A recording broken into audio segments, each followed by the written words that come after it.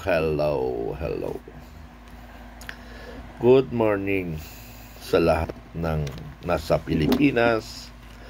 Good afternoon and good evening saan man sulok ng daigdig. So, meron tayong pag-uusapan. Siyempre, normally, ang administration ngayon. Lalong-lalo na ang ating Pangulo, na kung saan ay maraming nagalit doon sa ginawa nila kay Pangulong Duterte na politika kaagad ang inaatupag ng mga Marcos administration, politics, their interest. Unang taon pa lang, politics kaagad, investigation ng Tuadcom. Alam niyo sa totoo lang, mga kababayan, gago talaga itong administration. Ang interest kaagad nila ang inaatupag, hindi interest ng taong bayan. So ito yung nakakaiblad, Pero ako sabi ko nga sa inyo, over my dead body, na hindi nyo na matwist ang aking kaisipan na ako ay galit sa bangag na presidente ng Pilipinas. Hindi na mababago.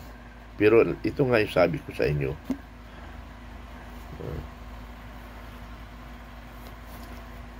Ito yung masasabi ko sa inyo. Ay, nako. Okay pala. Ito lang yung masasabi ko. Na ang advokasya ko ay para sa taong bayan, hindi hanap buhay, hindi political interest, hindi position interest, kung hindi interest of the Filipino people is my priority.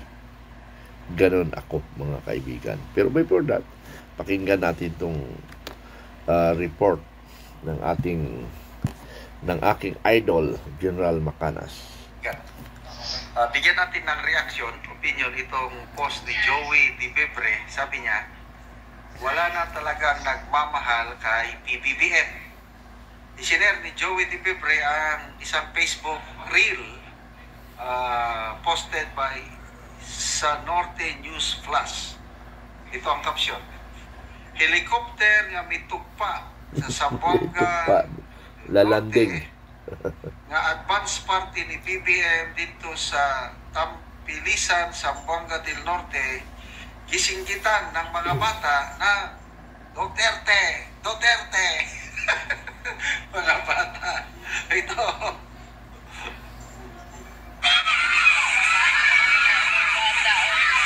Duterte.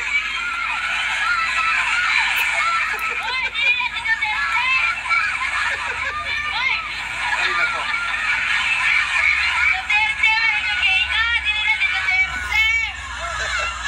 Bata yan,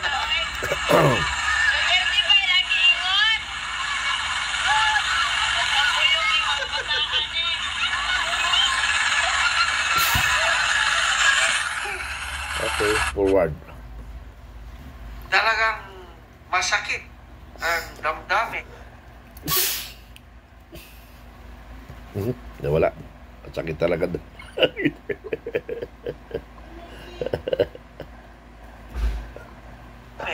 Naming mga taga Mindanao, and I believe some namin so, paano namin Mindanao, sir? Ilaon yung ka. Pero anyway, diyan ka na nakatira. Sa ginawa nila kay Tatay Digong, marami akong narinig na mga galit, masasamang salita na nilabas na kanila yung galit nila sa ginawa ng administrasyong ito kay Tatay Digong. Kaya no wonder, mismong mga bata. Okay, na kailangan mo lamang ng dadagdagan ko na lang yan. We are talking of Mindanao. Kung bababa, papasok si Pangulong Duterte sa Mindanao,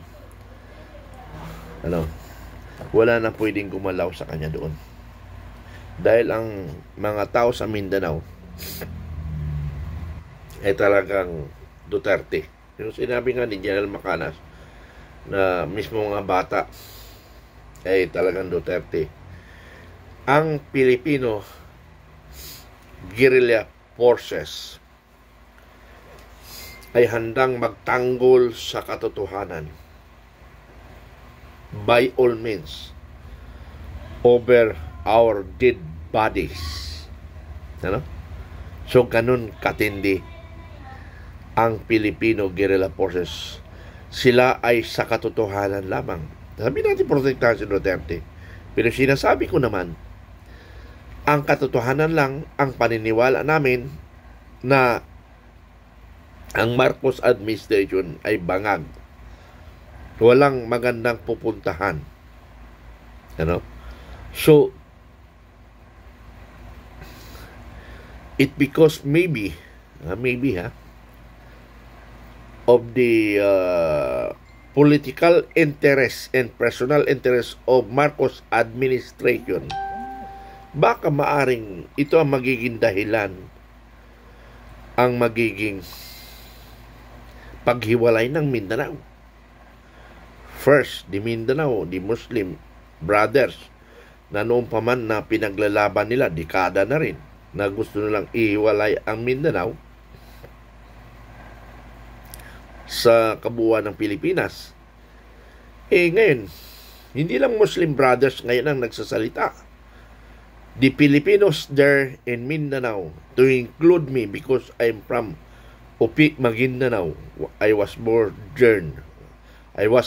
there. So talagang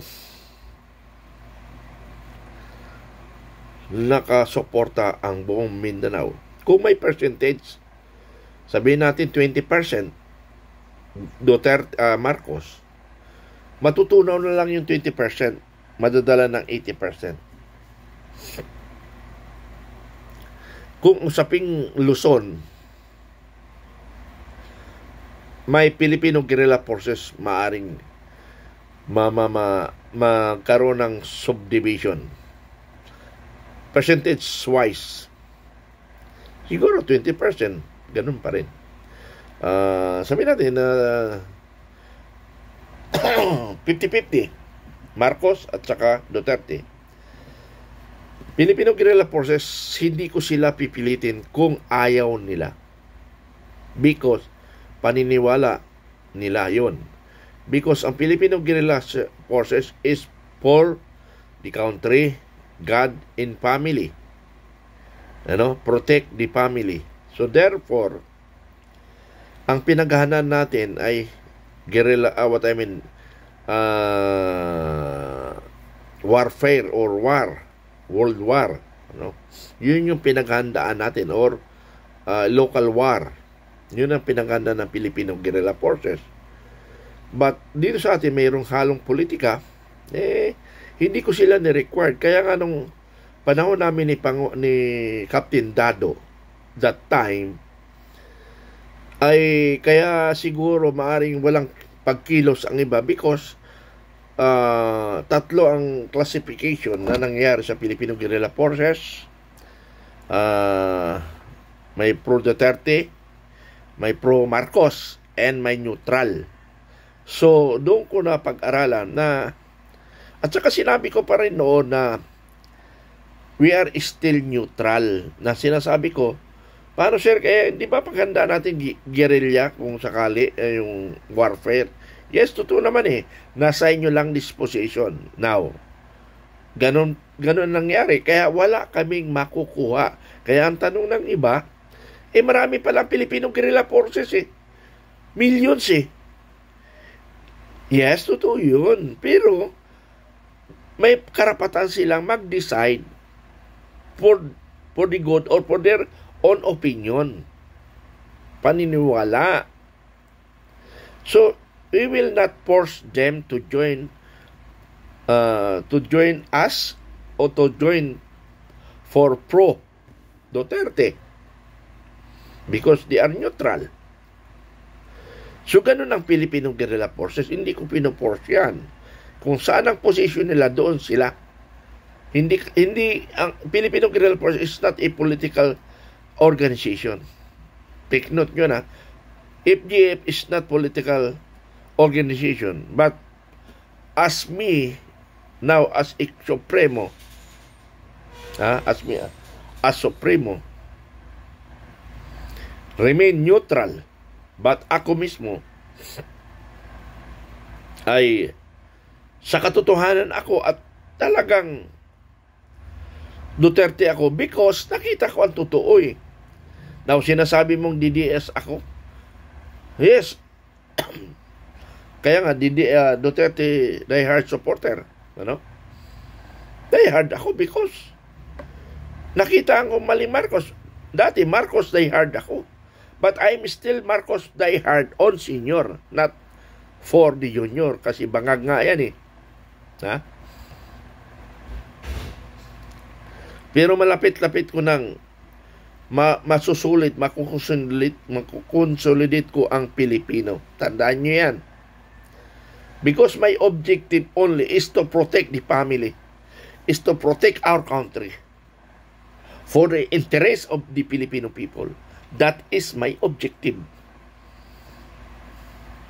Mas priority sa akin ang Filipino interest, not personal interest.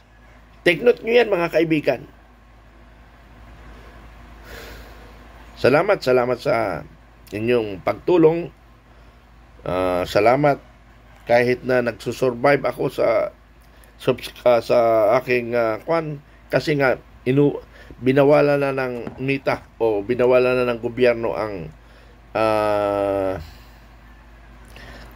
mga vloggers na kumita. Kaya wala na mga halos vloggers eh.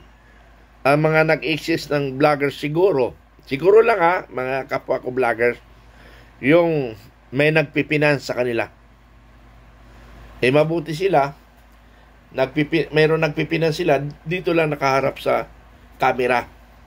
Ito lang yung kanila, nakaharap lang sa camera, tapos magsasalita. Education. Pero ako, anong tawag na? Dual. Nagsasalita ako dito, but my primary is to organize the Filipino people, to protect the Filipino people interest. And thank you. Good morning. Bye-bye. I love you all.